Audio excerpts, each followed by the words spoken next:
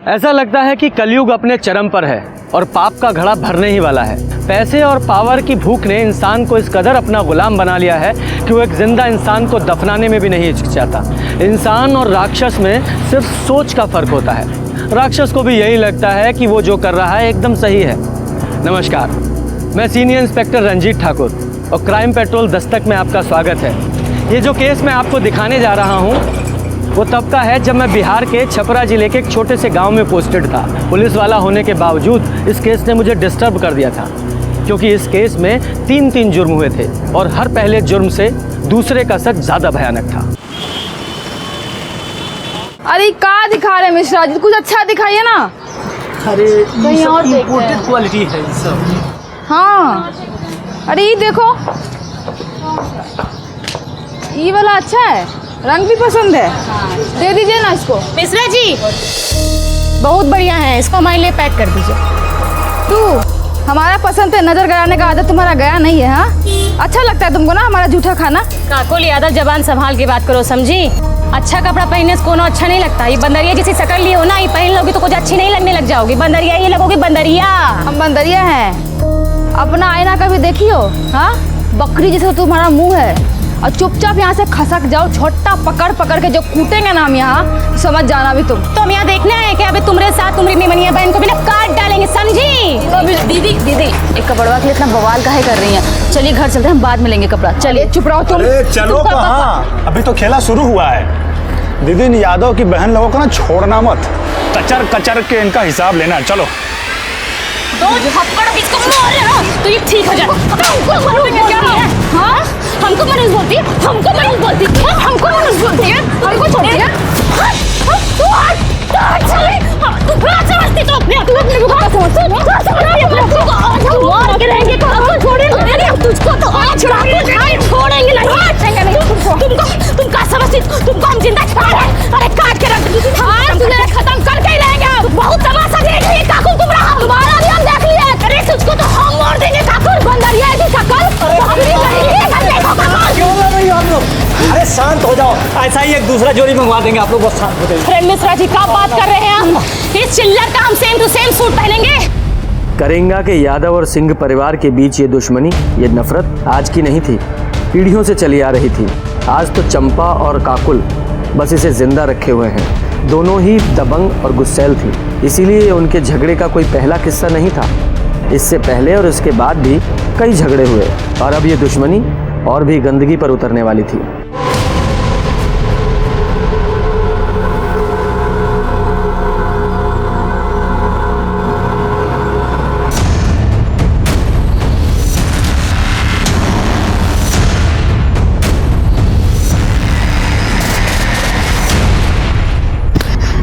अम्मा उस साली काकुल सरपंच के लिए फॉर्म भरी है। हम चाहते थे कि पिताजी के बाद तुमको सरपंच के लिए खड़ा करेंगे, पर हमको पता है कि उस साली काकुल तुमको कहीं टिकने नहीं देगी। यही मारे अम्मा हम सोच रहे हैं कि इस बार इलेक्शन के लिए हम खड़ा होंगे। उसका सारा जमानत हम जब्त करा लेंगे। ऐसी हार हरवाएंगे ना तुमको कि मुंह दिखाने के लायक नहीं रह जाओगी काकुल तुम।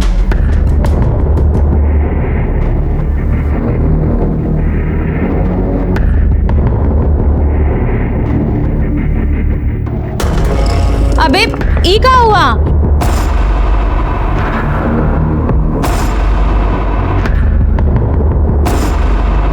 देखो दीदी, हमारा दिमाग पहले से बहुत खराब, ज्यादा बकैती करके ना और ज्यादा चौपट मत करो।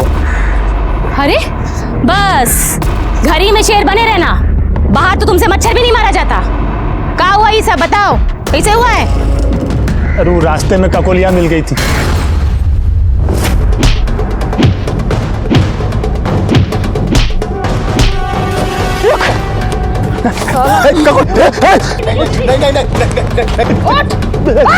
चल जाएगी। अब ये अगर खोपड़िया में उतार दे तुम्हारा। अरे रे रे रे रे रे रे रे रे, ये तो कांप रहा है। एक और मार इसको, हमारी तरफ से नामर्द कहीं का। तू काकुलिया तुमको डांटी और तुम पैजामे में मुंह दिए। अबे सिंह परिवार का मर्द हो। अरे हम क्या करते दीदी, उसके हाथ में तमंचा था, उसके हाथ में तमंचा था तो ई लो तमंचा, और जहां कहीं भी उनका कोलिए दिखे ना कनपट्टी पे लगा देना गोली। बहुत सही किया बिटिया, बहुत सही किया। हमको नाज है तुम्हारी दबंगई पे। अरे बेटा नहीं हुआ तो क्या हुआ, हमेशा की तरह सरपंच का इलेक्शन यादव परिवार से ही जीतेगा, और वो तुम होगी। अरे बाबूजी आपका आशीर्वाद रहा ना तो इस बार पक्का बनेंगे। हमारा आशीर्वाद तो हमेशा ही रहेगा, पर इलेक्शन में खड़ा होने के लिए कोई नॉमिनेशन फॉर्म भी तो भरना पड़ेगा ना। वही भर के तो वापस आ रहे थे कि देखिए रवि इसको छेड़ रहा है, देखिए ना पॉइंट वे में मुतवा दिए उसको, देखिए। दीदी हमको अभी भी लगता है कि आपको रवि को इतना बेइज्जत नहीं करना चाहिए था। अरे थोड़ा सा वार्निंग देके छोड़ देती, सब वहीं खत्म हो जाता। अब पता नहीं वो चंपा बदला लेने के लिए क्या क्या करेगी। तुम पगला गई हो का? वो चंपा कुछ करेगी और हम यहाँ घर में मुंह पे टेप साट के बैठे रहेंगे। दीदी हम ये नहीं तुम कह जाके चुपचाप पढ़ो। अरे गीता इतना काहे डरती हो, हमने बहन को देख, इससे कुछ सीख। तेरा यही हाल रहा ना तो चंपा सिंह और उसके परिवार का सामना अकेली काकुल को ही करना पड़ेगा। रवि तमंचा चलाने के लिए ट्रेनिंग की नहीं जिगर का जरूरत है। दुश्मन सामने हो ना लगा दो कनपट्टी पे, बाकी जो होगा देखा जाएगा ना। और रही बात उस काकुल की, उसको तो हम नहीं छोड़ेंगे, जिंदा गाड़ के रख देंगे तुमको काकुल हम।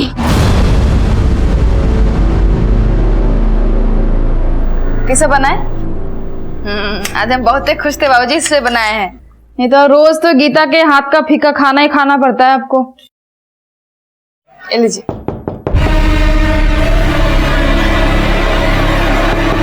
अब इतनी रात को कौन आ गया? ए डरपोक, दरवाजा इधर है, जाके खोल। नहीं दीदी हम नहीं खोलेंगे, हमको पक्का पता है चंपा है, अपने भाई का बदला लेने आई है।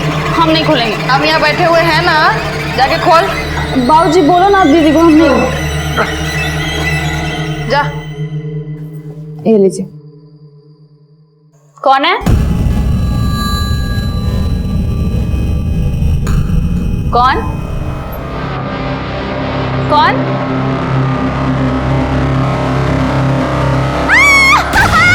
गीता, गीता,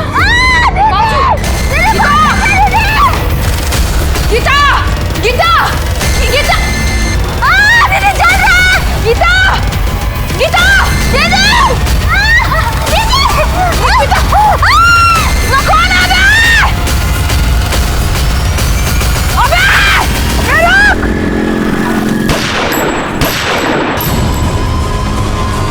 क्या हुआ? कहाँ मर गए थे साले? देखो पकड़ो उसको। गीता, दीदी, हमको बहुत चल रहा है। दीदी, हमको बहुत चल रहा है। बहुत चल। अरे साला तेजाब फेंका रे, छोड़ेंगे नहीं हम। गीता कहीं हो रही काकुल। अरे इसमें क्या हुआ? अगर तुमने 10 फॉर्म भरे और उनमें से किसी में कुछ नहीं हुआ है, ठीक है टेंशन मत लो, गीता पढ़ा करो, उसमें साफ लिखा है कि कर्म करो फल की चिंता बिल्कुल मत करो। आपसे कोई बात हमारी नहीं बात करना, सुनिए। बड़े अरे साहब आप से अंदर बात ऐसे करना। नहीं जा हम सकते, हमारी बात बात सुन। नहीं करते हैं। शांत, क्या हुआ? क्या कंप्लेन है आपकी? हमारी बहन गीता पर एसिड फेंका गया है, उसका पूरा चेहरा ना एकदम जल के लाल हो गया है। हमको पता है चंपा करवाई है, अगर आप कुछ करते हैं ना तो ठीक है, नहीं तो उसको तो हम जान से मार ही देंगे। देखिए शांत रहिए और तमीज में भी, ये पुलिस स्टेशन है, तुम्हारा मोहल्ला नहीं है। आप ना हमको जानते नहीं है, इसलिए अपना जो ज्ञान दे रहे हैं ना देना बंद कीजिए। अरे चुप रहिए। विजय, आप शांत हो जाइए, बैठिए और पानी पीजिए। हमको कोई पानी वानी नहीं पीना है। लीजिए, हम बैठ गए, बोलिए। तो तुमने कहा है कि चंपा ने तुम्हारी बहन पर एसिड अटैक करवाया है, उसकी क्या दुश्मनी है तुम्हारी बहन से या तुमसे? साहब ये यादव और सिंह परिवार की पीढ़ियों से चलती आ रही दुश्मनी है। शुरू से ही गांव के सरपंच या तो ई काकुआ के परिवार से बनते हैं और या फिर वो चंपा के परिवार से, बस इसी बात को लेकर झगड़ा रहता है। काकी ये भी तो बताओ ना, सिंह परिवार का एक भी सरपंच आज तक गांव वालों के लिए कुछ नहीं किया, सारा पैसा अपना पॉकेट में रख के निकल लिया। अच्छा, तो तो सिंहासन का झगड़ा है। देखो ये झगड़ा ना रामायण और महाभारत काल से चला आ रहा है। सब लोग देखते हैं, सुनते हैं, पढ़ते हैं, पर अमल कोई नहीं करता। तो तुम्हारी दुश्मनी उस चंपा से नहीं, उसके परिवार से है। ये कही बात है इंस्पेक्टर साहब। और इसीलिए उसने तुम्हारी बहन पे एसिड अटैक करवाया। इसीलिए नहीं, उसका जो निकम्मा भाई है ना रवि, हमारी बहन गीता के साथ जबरदस्ती कर रहा था। क्या कर रहे हो? तुमको नहीं पता क्या कर रहा है? हम चिल्ला के सबको बुला लेंगे। छोड़ो हमको। चिल्लाओ ना, चिल्लाओ, हमको तो और मजा आएगा। ए रुक!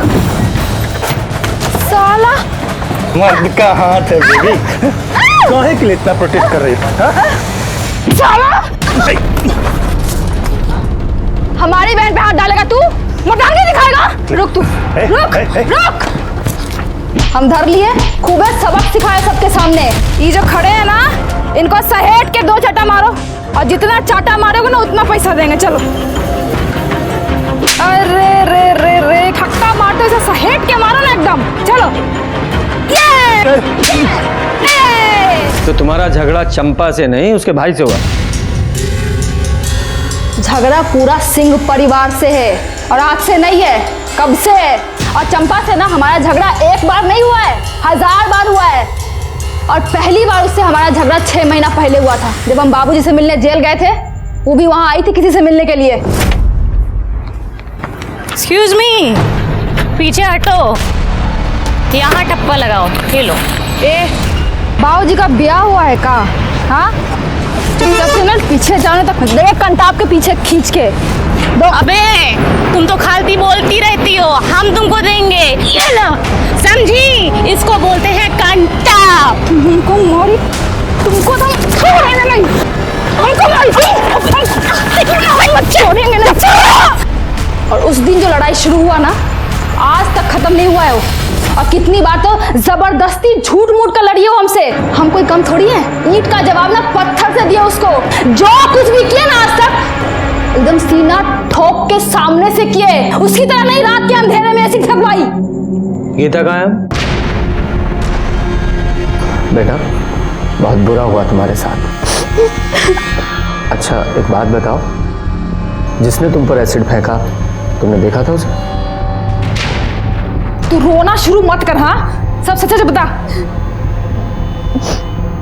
वो जब हम दरवाजा खोलने गए तो बाहर कोई नहीं था, ये देखने के लिए कि बाहर कौन है। जब हम बाहर गए तो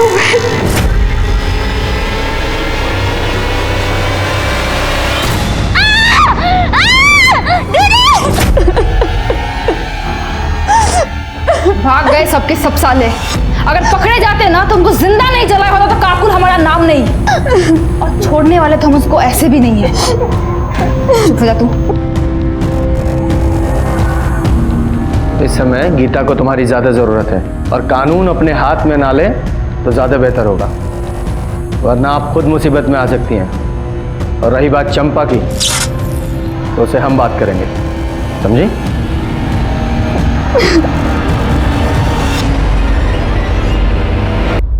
सर अभी चंपा के घर चलना है क्या? विजय अभी तो लेट हो गया है। वैसे भी 8 बजे के बाद किसी महिला से तो पूछताछ कर नहीं सकते। कल सुबह बात करते हैं।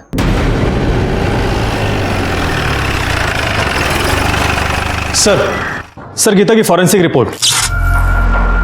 सर रिपोर्ट के मुताबिक गीता पर एसिड फेंका गया था। एसिड कहां से आया था और किसने फेंका था ये अभी तक पता नहीं चल पाया है। और सर काकुल के पड़ोसियों का कहना है कि उन्होंने एक आदमी को भागते हुए देखा था, लेकिन उसका चेहरा नहीं देख पाए थे क्योंकि उसने अपने चेहरे पर गमछा बांधा हुआ था। कोई क्लू ही नहीं मिल रहा है। और ये चंपा और काकुल एक दूसरे से इतनी नफरत करती हैं, ऐसा लगता है कि पूरे गांव को जलाकर राख कर देंगी। हमको तो ये समझ में नहीं आ रहा है कि हम आपसे बात क्या करें भाई। सभी कुछ तो साफ साफ दिख रहा है ना कि गांव का चुनाव नजदीक है, और गांव के लोगों का सहानुभूति पाने के लिए वो ककुलिया खुद अपनी बहनी पे तेजाब फेंकवाई है और इल्जाम हम पे लगा दी है, ताकि गांव के लोगों का वोट उसको मिले, हमको नहीं। सर वो कुछ भी बकैती काटी और आप आगे मुंह उठा के हमसे बात करने के लिए, गजब है। हम सिर्फ अपनी ड्यूटी कर रहे हैं, आपसे कुछ सवाल पूछने हैं। आप हमसे कुछ सवाल नहीं, बहुत सवाल पूछिए। लेकिन पहले एक महिला पुलिसकर्मी आप अपने साथ लेकर आइए। काहे कि बिना महिला पुलिसकर्मी के हम आपके कौने सवाल का जवाब नहीं देंगे, जान लीजिए। अब इतना तो कानून हम भी जानते हैं ना, सरपंच का चुनाव लड़ने जा रहे हैं। थाने से महिला कांस्टेबल बुलाओ। जी सर। सर, महिला कांस्टेबल आ गई है।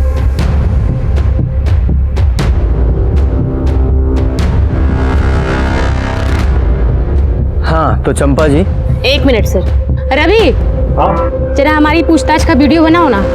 अब इनका कौनो भरोसा, हमारे बयान को कुछ तोड़ मरोड़ करके पेश कर देंगे, हमारी तो लंका लग जाएगी, है ना? आओ। हाँ दीदी रुको, ये पकड़ो अम्मा। तो हो गई तैयारी? जी दरोगा जी। सवाल पूछे? हाँ हाँ पूछिए पूछिए। जब गीता पर एसिड फेंका गया तो आप कहाँ थी? हम अपने घर में थे, खाना खा रहे थे। हमारी अम्मा और भैया से पूछ लीजिए। गीता पर एसिड किसने फेंका? हमको कैसे पता होगा किसने, काहे, क्यों एसिड फेंका? गजब बात कर रहे हैं। आपको नहीं पता, लेकिन आपको कोई अंदाजा है?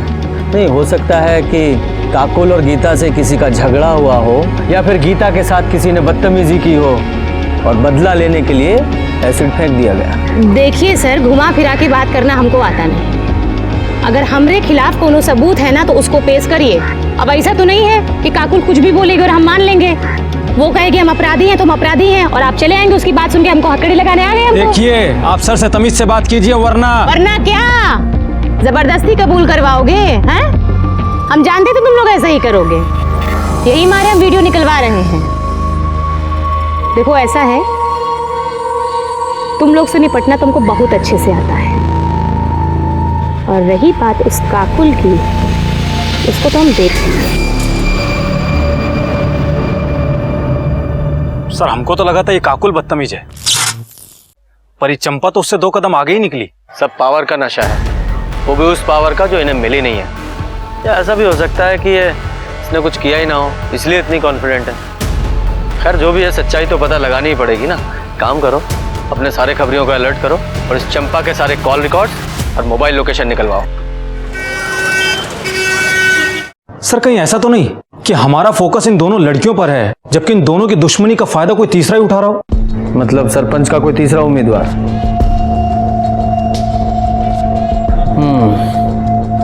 पॉसिबल तो है। चेक करो, कोई ऐसा एंगल है क्या? Yes sir. और सर, चंपा के बारे में एक इन्फॉर्मेशन मिली है। सर 6 महीने पहले चंपा ने एक रिपोर्ट लिखवाई थी कि उसके साथ में रेप हुआ है। रेप एक्यूज्ड का नाम संजय झा है, और सर संजय झा भी जेल के अंदर है और उसका ट्रायल शुरू होने वाला है। और सर ये संजय झा कोई और नहीं बल्कि काकुल का बॉयफ्रेंड है।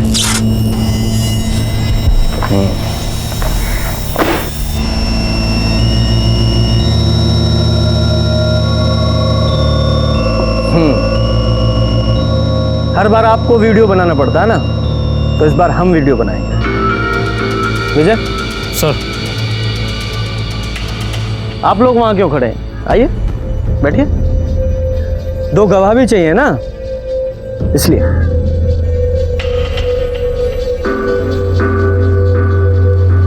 अरे हाँ, आपको कुछ और भी चाहिए होता है ना, लेडी कांस्टेबल। मैडम आप भी आइए फ्रेम में। विजय सब है ना फ्रेम में? हाँ सर, सबके सब फ्रेम में है। सब ठीक है? तो अब बताइए संजय झा का क्या मामला है? मामला तो ये है सर कि जितनी कमीनी ये काकुल है ना, इससे डर कमीना और लिच्चड़ इंसान इसका यार है। हमको बोला कि हमारे और काकुल के घर की दुश्मनी को खत्म करवाना चाहता है। काकुल को समझौते के लिए मना लिया है और हमको समझौते के लिए लेने आया है। अब यहाँ तक तो सारी बातें ठीक थी, उसके बाद वो हमको एक उजाड़ खाने में ले गया। अबे तुम तो हमको बोले कि हमको काकुल बुलाई है, पर यहाँ तो कोनो है नहीं। हम कह रहे हैं संजय छोड़ दो। हटो, हम कह रहे तुम हमारे साथ तो समझौता कर लो, मिला देंगे ना काकुल से बाद में। तुम जानते ही तुम्हें सब क्या हो सकता है। हम कह रहे हैं हमको छोड़ दो संजय।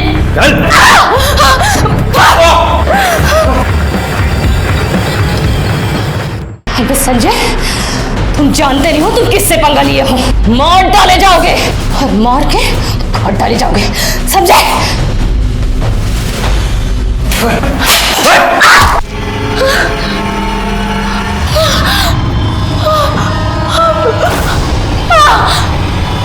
वहाँ ले जाकर उसने हमारे संग जोर जबरदस्ती की और हमको छोड़कर भाग गया। उसको ये लगा कि उसने हमारी ज़िंदगी बर्बाद कर दी।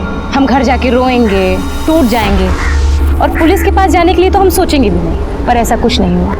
हमने पुलिस के पास जाने का तय किया और आपको मालूम है, जिस दिन हम रिपोर्ट लिखवाने जा रहे थे ना, उस दिन हमको धमकी भी आई थी, पर हम डरे वरे नहीं, सीधा वो अंदर। दोषी साबित हुआ है वो। अगले महीने उसकी पेशी। ये संजय कौन सी जेल में? पटना। जी। अरे साहब, आप जानते नहीं हो चंपा को, बहुत ही घात चीज़ है वो। झूठा आरोप लगा के हमको अंदर करवाई है साहब। मतलब तुम वहाँ चंपा को काकुल से मिलाने नहीं लेके गए थे? वहाँ क्या साहब, हम उसको कभी कहीं नहीं लेके गए। उस घर में भी उसी ने हमको बुलाया था कि वो काकुल के साथ समझौता करना चाहती है, पर उसकी एक शर्त थी। वो शर्त बताने के लिए हमको वहाँ बुलाई थी साहब, कि हम काकुल को मना सके। लेकिन साहब, जब हम वहाँ पहुँचे तो हमने देखा चंपा।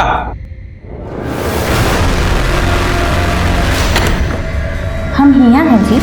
ये दरवाजा कहीं को बंद कर रही हो? एकदम बुड़बक हो तुम। अब ये सब काम तू दरवाजा खोल के करता है का? ये क्या बकरी हो? अब तुम जबरदस्ती करोगे और वो भी दरवाजा बंद करके। अभी चलिए ना, चलिए। अब काकुल को पता चलेगा कि तुम हमरे साथ रेप किए हो, तब वो चलेगी, टूटेगी, मर जाएगी वो। और यही हम चाहते हैं, समझे? ठीक भी कर रही हो चंपा तुम।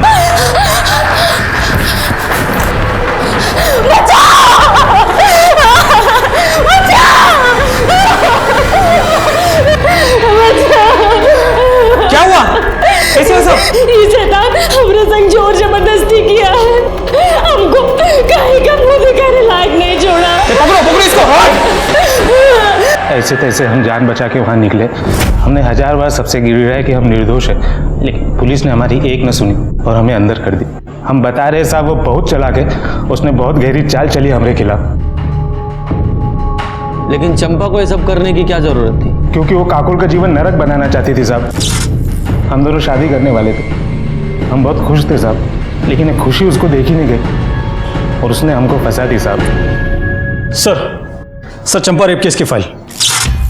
सर मेडिकल रिपोर्ट के मुताबिक चंपा के साथ में रेप तो हुआ था, लेकिन स्मिन ट्रेसेस नहीं मिल पाए, जिससे यह साबित हो सके कि उसके साथ में रेप संजय झा ने किया हो सकता है उसने बहुत ही चालाकी के साथ किया हो कि सबूत ही ना मिले, कंडोम वगैरह पहना होगा। उसे अरेस्ट किस बेस पे किया गया था? सर बाकी एविडेंस के बेस पे, मोबाइल लोकेशन और आसपास के लोगों के बयान पर, जिन्होंने उस वक्त उसको वहां पर देखा था। मामला भी कोर्ट में कुछ कह नहीं सकते हैं। वैसे लोग दुश्मनी पूरी ईमानदारी से निभा रहे हैं। हाँ, दुश्मनी से याद आया, तुम्हारे थर्ड पार्टी अंकल का क्या हुआ? सर मैंने तहसील ऑफिस में जाकर पता किया था, चंपा और काकुल के अलावा सरपंच के लिए किसी ने नॉमिनेशन फॉर्म भरा ही नहीं है। अच्छा, तो फिर तीसरा कौन हो सकता है? एक बात और सर, उस दिन काकुल ने हमसे झूठ बोला था। उसने कहा था कि वो पटना जेल में अपने पिता से मिलने के लिए गई है। और पहली बार उससे हमारा झगड़ा 6 महीना पहले हुआ था, जब हम बाबूजी से मिलने जेल गए थे। जबकि उसके पिता तो 1 महीने पहले ही रिहा हो चुके थे। तो फिर किससे मिलने गई थी? संजय झा से। और जब मैंने उससे पूछा कि उसने हमसे झूठ क्यों बोला, तो उल्टा मुझ पर ही भड़क गई कि बोल दिया कोई गुनाह थोड़ी ना किया है। और फिर मुझसे ही पूछने लगी कि आपने अब तक चंपा को अरेस्ट क्यों नहीं किया है। कुछ ज्यादा ही जानकारी और अकड़ है इन लोगों में।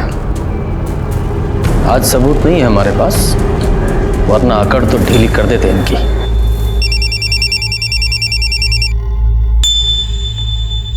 हेलो, बहुत बढ़िया, लेकर आओ उसको। सर लगता है सबूत मिल गया हमको। चलो साहब आ गए, चल। सर ये मनोज महतो है। हमारे खबरी ने इसको शराब के ठेके पे बोलते हुए सुना था कि एसिड अटैक से बदला लेना बहुत आसान होता है, जिंदगी भर तक याद रखता है। हमारे खबरी ने हमको इन्फॉर्म किया और हमारी टीम इसको वहां से उठाकर ले आई। किससे बदला लेना था? साहब हमने किसी से बदला नहीं लिया और न ही हमको लेना है। तो फिर वो ठेके पर वो एसिड अटैक का क्या राग लाप रहा था तू? साहब वो तो ऐसे ही 3-4 लोग बैठे थे, तो उनके बीच में कॉलर टाइट करने के लिए ऐसे बोल दिए साहब। हंसी में कुछ किए नहीं है। गीता पे एसिड अटैक क्यों किया था? कौन गीता साहब? इसका नशा ऐसे नहीं उतरेगा, अपने तरीके से को बुलवाओ। सब सब सब सब याद आ गया साहब याद आ गया साहब 10,000 रुपया मिला था हमको। ऑफर किसने दिया था? वो चंपा सिंह ने साहब। तो ये चंपा ने गीता पे अटैक क्यों करवाया? वो साहब हमको नहीं मालूम है, हम तो सिर्फ पैसा के लिए काम किए हैं। हम तो काकुल पे एसिड फेंकने गए थे, लेकिन गीता बाहर आ गई और रात के अंधेरे में समझ में नहीं आया तो उसी पे फेंक के भाग गए। 7 बजे गए थे ना? नहीं साहब 9 बजे। तेरे साथ और कौन था? कोई नहीं था साहब, हम अकेले थे। और एसिड किसने दिया था, चंपा ने? नहीं साहब, हम खुद जुगाड़ किए थे। कैसे? साहब हम बिलालपुर के हैं ना, वहीं एक केमिकल फैक्ट्री में काम करते हैं, तो वहीं से थोड़ा सा चुरा लिए थे। अच्छा। कमला, तुम घर का काम संभालो, हम पुलिस स्टेशन होकर आते हैं। अरे रवि बेटा जल्दी आओ, गाड़ी निकालो। हाँ माँ, बस गाड़ी बांध रहे हैं, चलो।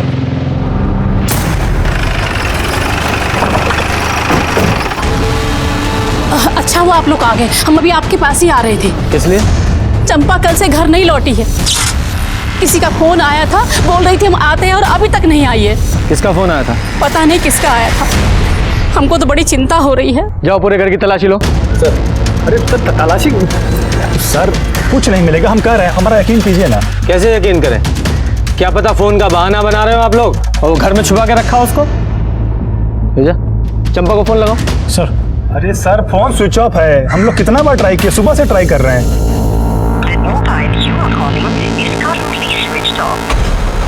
सर फोन तो स्विच ऑफ आ रहा है। हम बोले थे ना सर आपको। सर पूरा घर ढूंढ लिया पर चंपा कहीं नहीं मिली। सर कहा था ना आपसे हमने।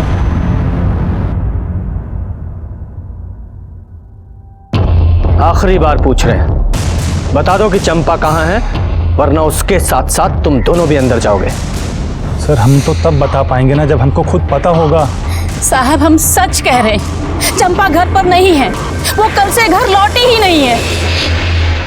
हमें लग रहा था कि चंपा को किसी तरह से पता चल गया है कि उसने जिसे एसिड अटैक की सुपारी दी है वो हमारी गिरफ्त में है और उसके खिलाफ हमारे पास सबूत है, इसलिए वो फरार हो गई। उसे पकड़ने के लिए हमने पूरे स्टेट में उसके फोटो सर्कुलेट करवाए, अर्जेंट बेसिस पे उसकी CDR रिपोर्ट निकलवाई, हर वो काम किया जिससे जल्द से जल्द हम उस तक पहुंच सकें। हम उस तक पहुंचे भी, लेकिन उस तरह नहीं जैसी कि हम कोशिश कर रहे थे।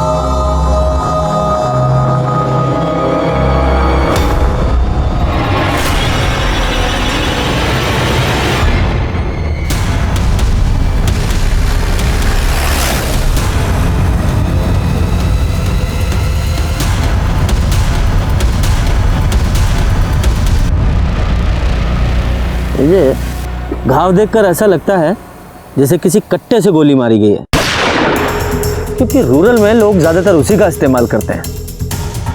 विजय, बॉडी को पोस्टमार्टम के लिए भेजो और आसपास के लोगों से पता करो कि किसी ने कुछ देखा है क्या। और हाँ, वो जो कट्टा सप्लायर है उसका भी पता करो कि उसने कट्टा किसको बेचा था। सर। दो परिवारों के बीच की लड़ाई एसिड अटैक से शुरू होकर अब मर्डर तक पहुंच गई थी। चंपा के सीने में गोली मारी गई थी, लेकिन उसकी मौत दम घुटने की वजह से हुई थी। इसका मतलब उसे जिंदा दफनाया गया था। चंपा का मोबाइल और उसका रिवॉल्वर दोनों ही हमें नहीं मिले। सर चंपा के call records. Sir call records के मुताबिक चंपा का फोन शाम को 7 बजे स्विच ऑफ हो गया था। सर स्विच ऑफ होने के आधे घंटे पहले चंपा को एक नंबर से फोन आया था जिसके बारे में जमुना हमको बता रही थी। किसी का फोन आया था, बोल रही थी हम आते हैं और अभी तक नहीं आई है। और सर वो नंबर किसी और का नहीं बल्कि काकुल का है। सर चंपा को आखिरी बार फोन काकुल के फोन से आया था। लेकिन ये काकुल चंपा को फोन क्यों करेगी?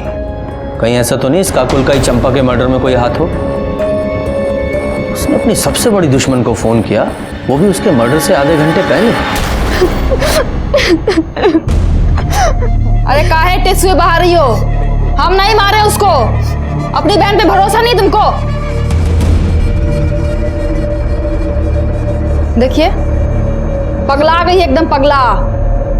इसको लगता है कि चंपा को हम मारे हैं। सिर्फ ऐसे ही नहीं, हमें भी ऐसा ही लगता है।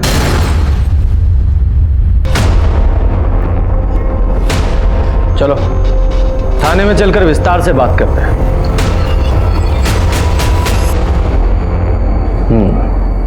चंपा के मर्डर से आधा घंटा पहले तुमने उसे कॉल किया था, उसके बाद वो अपने घर से निकली थी उसके बाद वापस नहीं लौटी, ऐसा क्यों? वापस आने का हमको नहीं मालूम। कॉल हम किए थे कि दुश्मनी खत्म करते हैं, वो भी मान गई थी। बोले मिलकर बात करते हैं, इसलिए पानी टंकी के पास बुलाए थे। फिर मुलाकात हुई? बात अकेले आने का हुआ था। हम पहुंच गए थे, 8 बजे तक इंतजार किए, आई नहीं। फोन भी किए, फोन ऑफ था। सोचे महारानी का मूड बदल गया होगा, तो हम भी वापस अस्पताल चले गए गीता के पास। अपने घर वापस आ गए हम। सुबह पता चला कि कोई उसको मार के ना गाड़ दिया है। इतना दुख हो रहा है ना हमको, एकदम बदला लेने का जो मन था ना, एकदम पूरा नहीं हो पाया हमारा। ऊपर से हमारी बहन दिमाग खा गई है हमारा कि हमने चंपा को मारा है। मानने को तैयार ही नहीं है वो। विजय, जरा पता लगाओ कि ये सच बोल रही है या झूठ। क्यों झूठ बोलेंगे हम? क्यों बोलेंगे झूठ? सच बोल रहे हैं हम, सच। अगर काकुल सच बोल रही है कि उसने चंपा को नहीं मारा, तो फिर ऐसा कौन है जिसके पास चंपा को मारने का मोटिव हो? सर, काकुल के कॉल रिकॉर्ड्स के हिसाब से तो वो सच ही बोल रही है, क्योंकि उसके मोबाइल लोकेशन में साफ दिख रहा है कि वो शाम को 7 बजे हॉस्पिटल से पानी की टंकी के लिए निकली ज़रूर थी, और 7:15 से 8 बजे तक वो वहीं पर ही थी। उसके बाद में हॉस्पिटल आ गई थी। और सर, वो क्राइम स्पॉट के पास में भी नहीं गई जहां पर हमको चंपा की लाश मिली थी। और तभी हमें एक बड़ी लीड मिली। छपरा से 50 किलोमीटर दूर किसी केमिस्ट ने एक आदमी को बड़ी मात्रा में एसिड बेचा था, वो भी गीता के एसिड अटैक से 1 दिन पहले। इतनी खबर मिलते ही हमने उस आदमी को उठा लिया।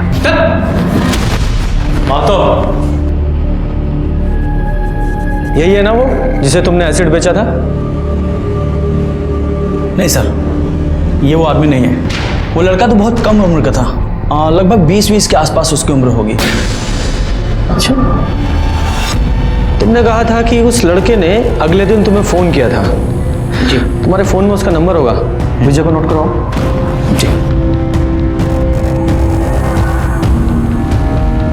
विजय, इस नंबर के सारे कॉल रिकॉर्ड्स और लोकेशंस निकालो। जी सर।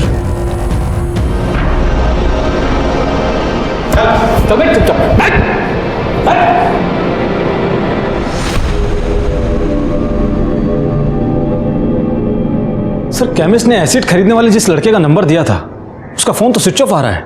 सर, केमिस्ट ने जो नंबर दिया था उसका कॉल डिटेल्स और मोबाइल लोकेशन आने में तो अभी टाइम लगेगा, लेकिन ये पता चल गया है कि वो नंबर ललन यादव नाम के कुख्यात अपराधी का है।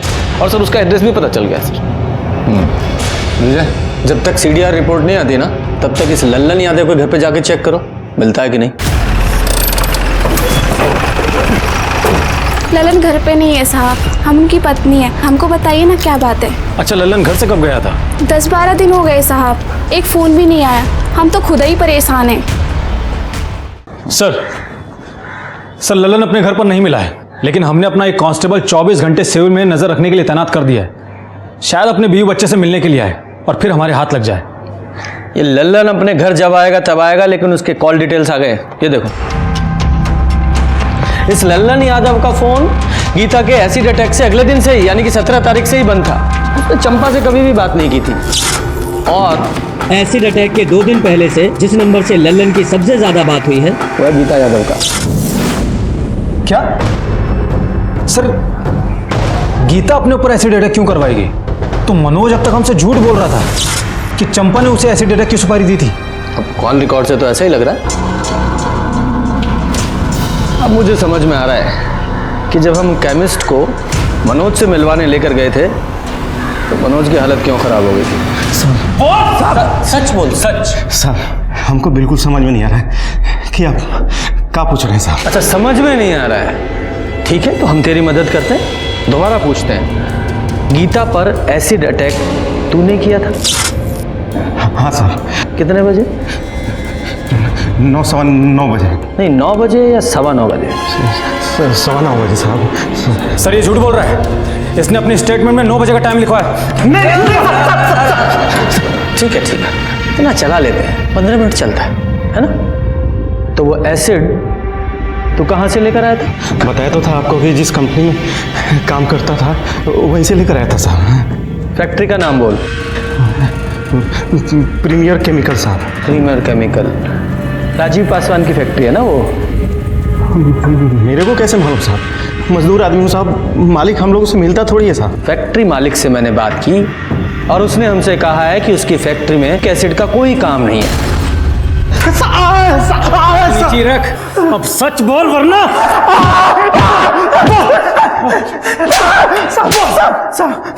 किसके कहने पर झूठ बोल रहा है? हाँ बता रहे साहब, बता रहे।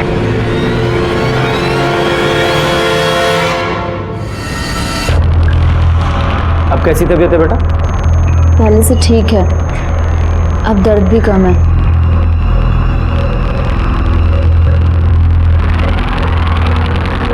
ये फोन तुम्हारा है? हाँ। ये फोन सिर्फ तुम इस्तेमाल करती हो या कोई और भी इस्तेमाल करता है? काकू जी का जब फ़ोन ख़राब हो जाता है तब वो हमारा फ़ोन इस्तेमाल करती हैं हमेशा। तुम्हारे ऊपर जब एसिड अटैक हुआ था उससे 1-2 दिन पहले उनका फ़ोन ख़राब हुआ था, मतलब उन्होंने तुम्हारा फ़ोन इस्तेमाल किया था?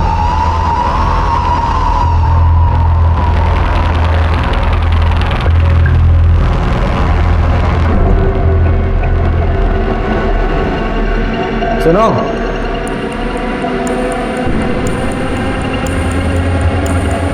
तुम्हें बहुत जल्दी थी ना ये जानने की कि गीता पर एसिड अटैक किसने करवाया? पूछोगी नहीं कौन था वो? किसने कराया पर हमला? चंपा ने ना? नहीं, चंपा ने नहीं, तुम्हारी सगी बहन काकुल ने। उसने तुम पर एसिड अटैक करवाया, मनोज महतो नाम के आदमी को सुपारी देकर। हम ही जानबूझकर पकड़वाए थे मनोज को, फंसाना चाहते थे चंपा को हम। कुछ महीना जेल में काटने के लिए ना मनोज को अच्छा खासा रकम दे रहे थे हम। हमको लगा था कि मनोज बोलेगा और आप जाके पकड़ लीजिएगा चंपा को, लेकिन साली पहले ही मर गई। सारे किए कराए पर पानी फेर के रख दिया बस। ये मनोज और लल्लन दो लोग क्यों? मनोज अपराधी प्रवृत्ति का नहीं था, हमको पता था कि वो नहीं करेगा, और लल्लन जेल जाने को तैयार नहीं था। तो हम मनोज को मनाए चंपा को फंसाने के लिए और लल्लन को गीता पर एसिड फेंकने के लिए। वो जो प्रिंसिपल वाला लेटर था ना, वो भी हम ही लेके आए थे, और गीता के फोन से लगातार बात कर रहे थे उससे। उस दिन भी हमने ही कॉल किया था एसिड फेंकने के लिए। अपनी सगी बहन को तुमने एसिड फेंकवाया, उसका ये हाल किया सिर्फ चंपा से बदला लेने के लिए? असल कारण ना चंपा को जेल भेजना नहीं था, संजय को बाहर निकालना था। हम सोचे थे कि चंपा को गीता के एसिड वाले केस में फंसाएंगे और फिर उसके साथ एक सौदा करेंगे।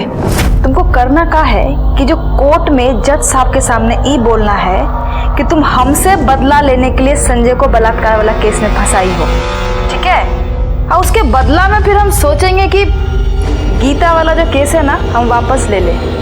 तो क्या कहती हो? ठीक है, हम मिलके बात करते हैं। हाँ, अभी मिलते हैं। वो पुराना पानी का जो टंकी है वहाँ पे।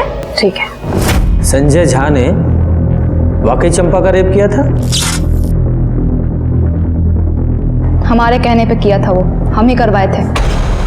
मानसिक रूप से ना उसको एकदम तोड़ना चाहते थे हम, उसकी भावनाओं को ठेस पहुंचाना चाहते थे ताकि दोबारा हमारे सामने खड़े होने की ना उसकी हिम्मत नहीं हो। लेकिन हुआ क्या? हमने सोचा था कि पुलिस के पास नहीं जाएगी, लेकिन वो गई और संजय को जेल हो गया। हमको तो छुड़वाना था ना, हमारी वजह से गया था वो जेल। उसको तो बाहर निकाल नहीं पाई, अब खुद अंदर जा रही। संजय और अपनी सगी बहन की जिंदगी बर्बाद करके अब जेल में बैठ के लड़ना चुनाव। लेके जाओ इसे। एक मिनट सर। हेलो, ठीक है सर, लल्लन को अरेस्ट कर लिया है और उसने इस बात को कबूल कर लिया है कि काकुल ने ही गीता पर एसिड अटैक की सुपारी दी थी। Very good. एसिड अटैक का केस तो सॉल्व हो गया, लेकिन मर्डर केस सॉल्व होना अभी बाकी था। तभी हमें एक बड़ी लीड मिली। जिस कट्टे से चंपा को गोली मारी गई थी उसके सप्लायर को हमने ढूंढ लिया था, जिसने हिस्ट्री शीटर भोला पांडे का नाम हमें बताया था।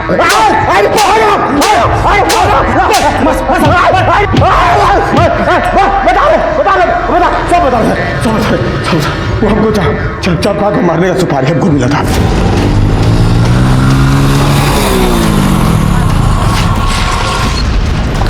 क्या कर रहे हैं बे?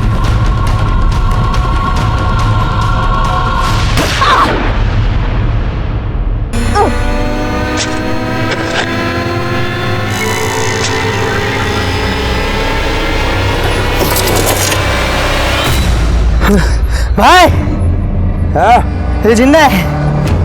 अरे तो क्या हुआ, जिंदा दफना देते हैं इसको। ठीक है भाई। डाल मिट्टी।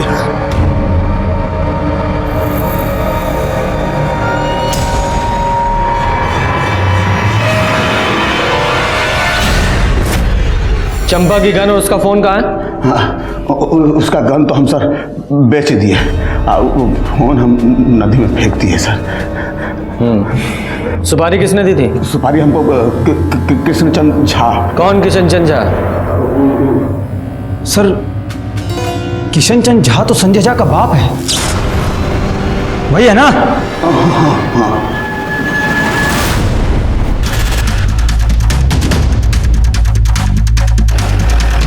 रुक रुक रुक रुक रुक रुक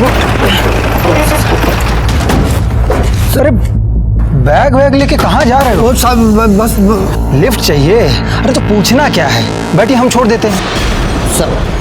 साहब, चंपा ना झूठ बोल के हमारे बेटे को फंसाई थी। ये शैतान हमरे संग जोर जबरदस्ती किया है। हम बहुत कोशिश की है, बहुत विनती की उससे, मगर केस वापस नहीं ली वो। 2 दिन बाद कोर्ट में पेशी होने वाली थी। साहब बताओ हम क्या करते हैं? हम सोचे कि केस को जड़ से ही समाप्त कर देते हैं। ना चंपा रहेगी तो मुकदमा कैसे होगा, और कोर्ट को मजबूरी में हमारे बेटे को छोड़ना पड़ेगा। बस उसी दिन हम भोला को सुपारी दे दिए। साहब वो हमेशा अपने लोगों से घिरी रहती थी, तो मारने का मौका ही नहीं मिल रहा था।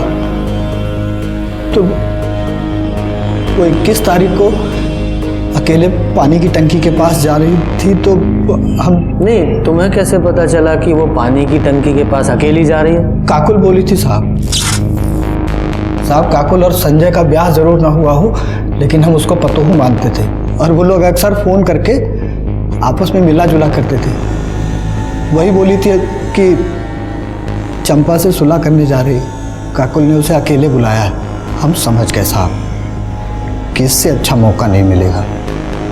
हम भी खूब उकसाए उसको, बोले कि सुलह कर लेनी चाहिए। तो भोला को बोले तो भोला गया और अकेले ने उसको घर दबोचा, मार दिया। ये केस एसिड अटैक से शुरू होकर पहले रेप और फिर मर्डर तक गया। इस केस में ही शुरू से ही विक्टिम दिखाई देने वाली काकुल अपराधी निकली, और अपराधी दिखाई देने वाली चंपा वो बुरी तरह जुर्म का शिकार हुई। इस केस में चंपा और गीता दोनों को ही जुर्म की दस्तक मिली थी, लेकिन चंपा ने इसे अनदेखा किया या फिर कम करके आंका, और गीता वो देखकर भी बच नहीं पाई। जैसे कि महाभारत में देखने को मिलता है कि दुर्योधन की एक नाजायज जिद इतने बड़े युद्ध का कारण बनी कि मानो पूरा युग समाप्त हो गया। इसी तरह से इन दोनों परिवारों की झूठी खानदानी परंपरा की वजह से काकुल, चंपा, गीता, संजय झा और उसके पिता का जीवन बर्बाद हो गया। जब भी खुद पर अहंकार और दूसरों को नीचा दिखाई देने की होड़ हावी होती दिखाई दे, संभल जाएं। ये जुर्म की दस्तक हो सकती है, इसे अनदेखा ना करें। इसी के साथ मैं सीनियर इंस्पेक्टर रंजीत ठाकुर आपसे विदा लेता हूँ। फिर आऊँगा एक नया केस लेकर। तब तक देखते रहिए क्राइम पेट्रोल दस्तक। मकसद बताना नहीं, बचाना है। जय हिंद।